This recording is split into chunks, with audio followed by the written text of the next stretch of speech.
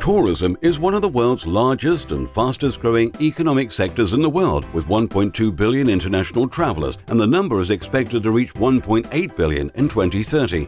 Tourism accounts for 9% of the world's GDP and generates 1 job out of 11. It's a key driver of socio-economic development, creating jobs and well-being for communities. It is also an integral part of the lifestyle of much of society and an experience of personal growth, and therefore a right for all citizens. Tourism offers that don't cater adequately for the requirements of all potential customers do not exploit the full potential of this promising market and may prevent someone from enjoying the same freedom to travel as other people. Among people who experience travel obstacles, there are many who have specific access requirements of different kinds. These include people with disabilities, physical, sensory or mental, older people, people with special dietary requirements and so on. But everyone can express specific requirements for a limited period of time: when expecting a baby, when having a baby, when incurring in an accident. Today, the percentage of tourism offers that can supply services adequate to these people's requirements is still low. Approximately only 9.2% of the overall supply of tourism services. Tourism still presents many barriers, physical and communication barriers, but also cultural barriers and in terms of access to information. Accessible Tourism for All aims at removing these barriers and guaranteeing people with specific requirements the possibility to enjoy their holidays and their leisure without obstacles and difficulties. People with specific access requirements represent a big and growing potential market.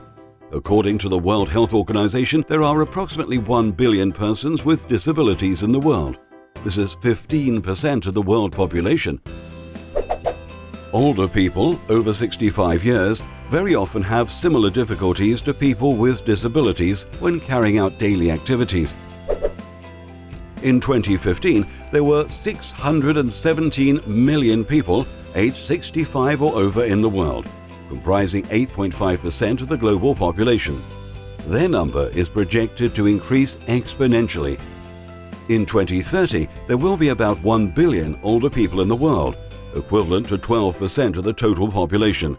In 2050, their number will rise to 1.6 billion, representing 16.7% of the total world population. In the European Union, in 2011, there were 138.6 million people with access requirements. That's about a third of the total population, of which 35.9% were people with disabilities aged 15 to 64, and 64.1% were the older population aged 65 or above.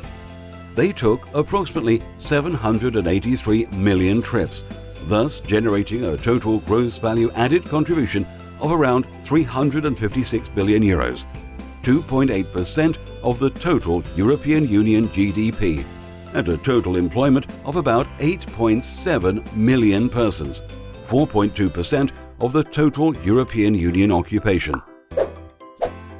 The demand is anticipated to grow by 10% to about 862 million trips per year by 2020. However, the overall potential is far greater.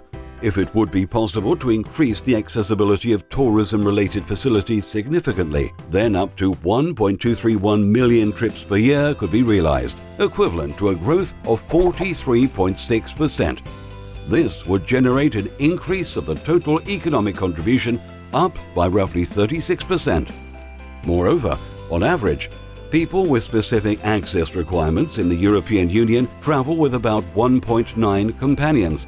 Therefore, the economic contribution of accessible tourism should be widely amplified.